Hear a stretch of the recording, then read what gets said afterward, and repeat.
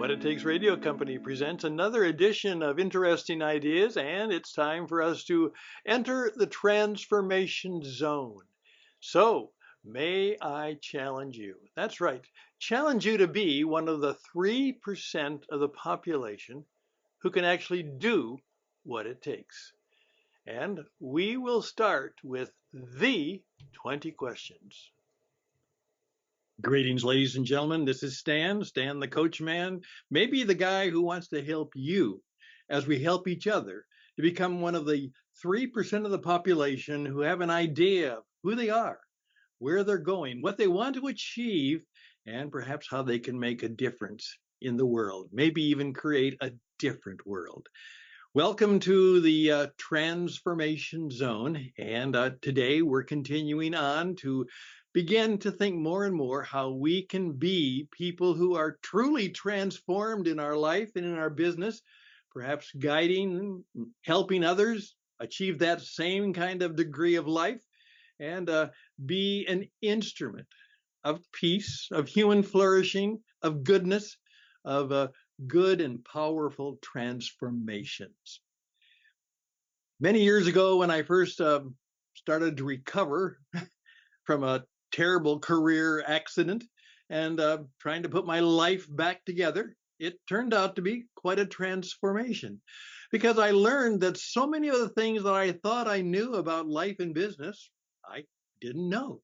And so I started the journey to try and recover and to find ways to true success and happiness and a way to please and serve others in the best manner possible.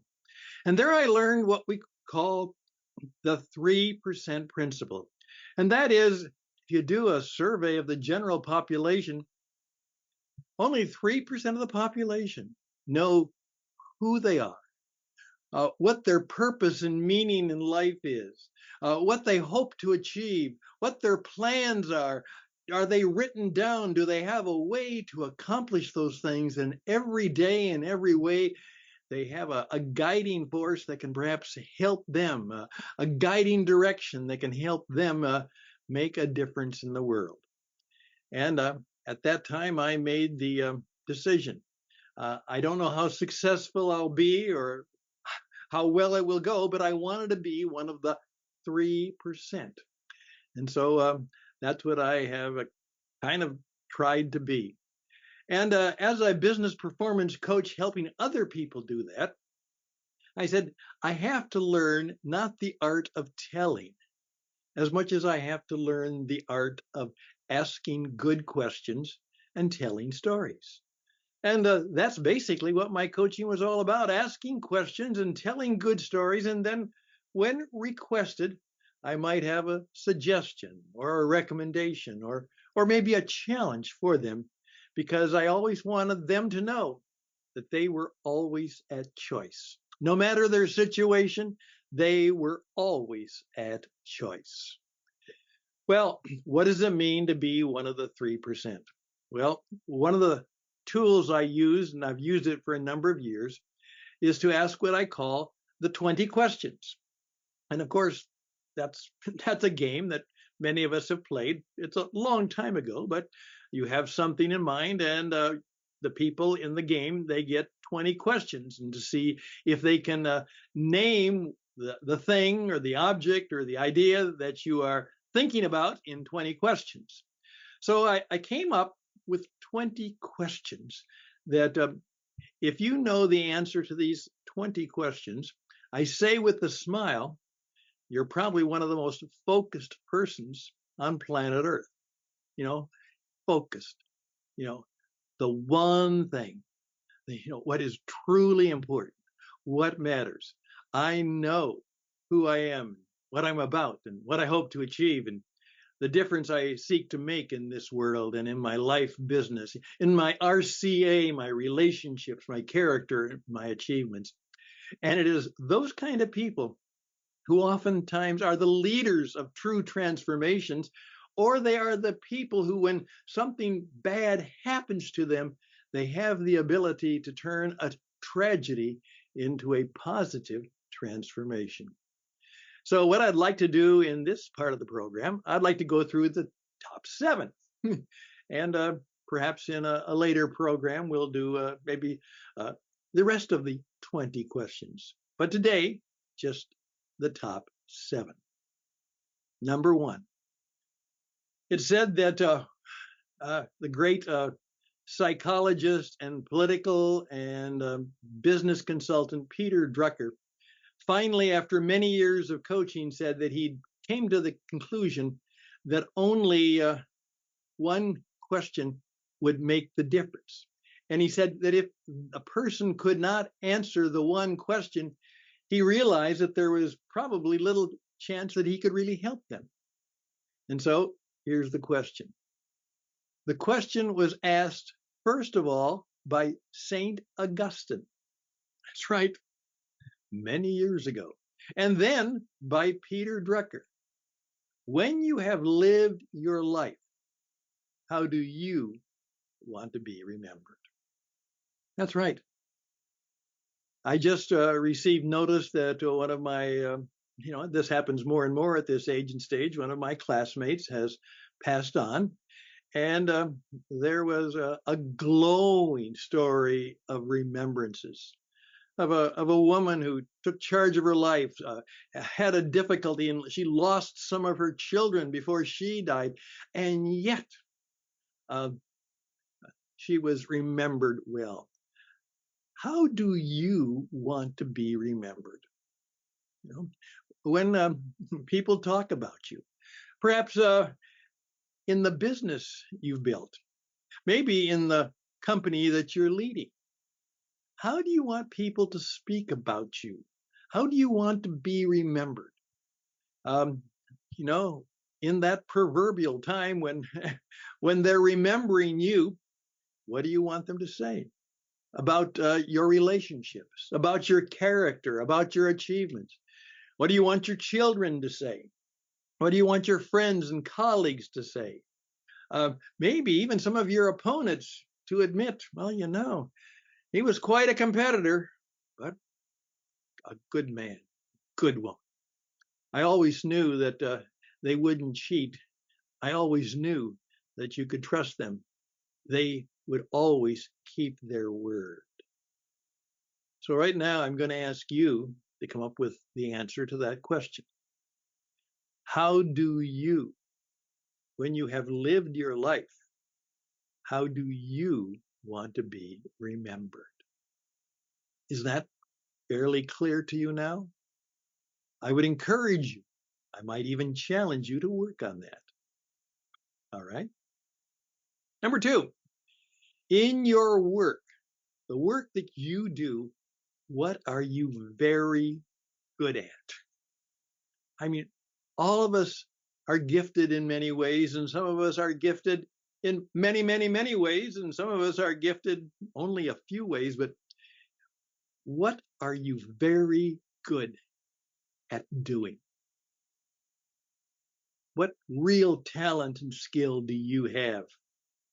Now, and how are you using this talent to make your mark in your industry, in your business, in your relationships, in your work?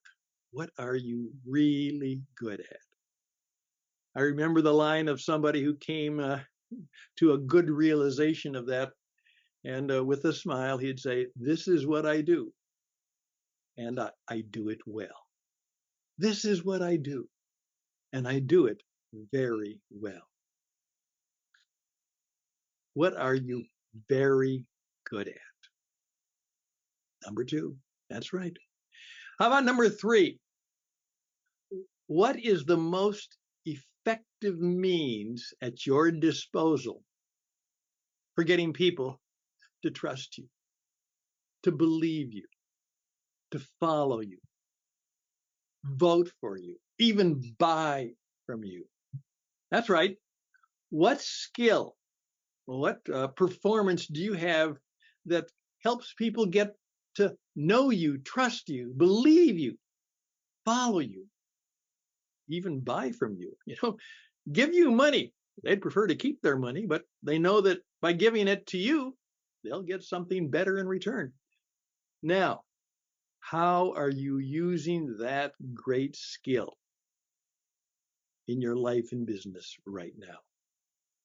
Yeah. Number three. Those are the top three. If you've got those three down, you're well on your way to being one of the 3%. Now, here we go. Now we go from the top three to the significant seven. To the significant seven. Okay, here we go. Why should people pay you for what you do? There was a boss who would quiz some of his employees with that question. Why should I pay you for what you do? Now, what he was trying to help them do is to declare their value, to be aware of what they were doing, how they were doing it. And it was worth, paying.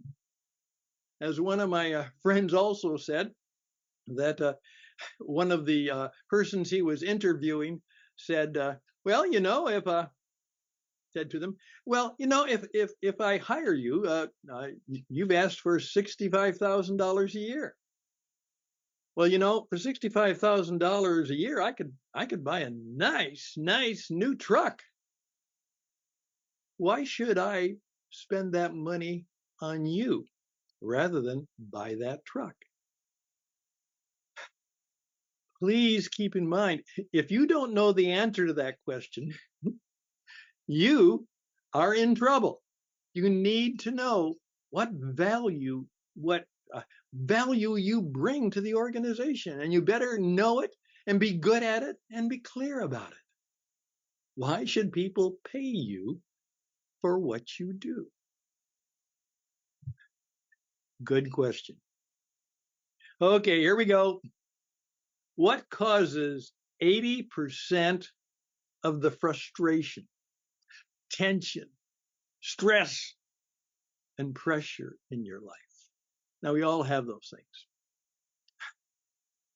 What causes you frustration, tension, pressure in your life? Do you know what they are? What are your stressors? What are the things that make life sometimes, yeah, okay, you got them. That's part of life. That's true. But how do you plan to deal with them?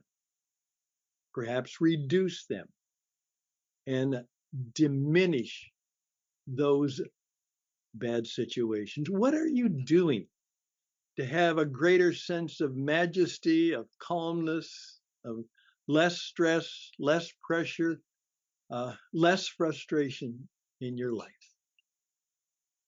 You're going to always have some.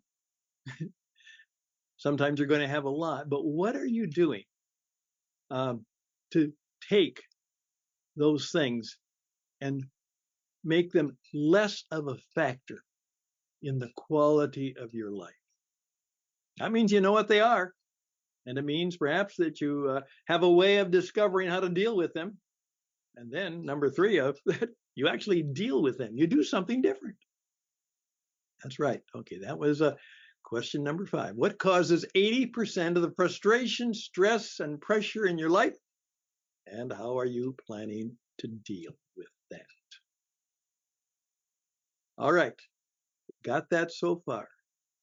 Now, here we go. Number 6, in your present position, okay, whatever position you have in your particular work environment or your life or your leadership environment, in your position, given your present level of leadership and responsibility, I mean, you get paid for leading or being responsible for doing. What is the most significant thing you could seek to achieve in the next 5 years? Think 5 years.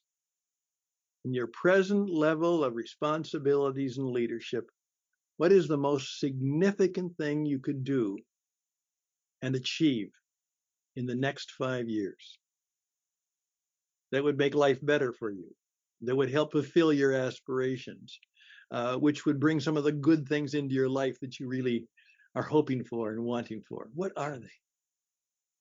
Can you tell me? In your present position, your present level of leadership and responsibility, what are the most, or what is the most significant thing you could seek to achieve in the next 5 years? How about that? See how focused you're becoming? Now, here's number 7. Number 7 of the significant 7 is probably one of the most important. I like 7. I oftentimes say that we are in the sevens are us business. We always have 7 things that people can do.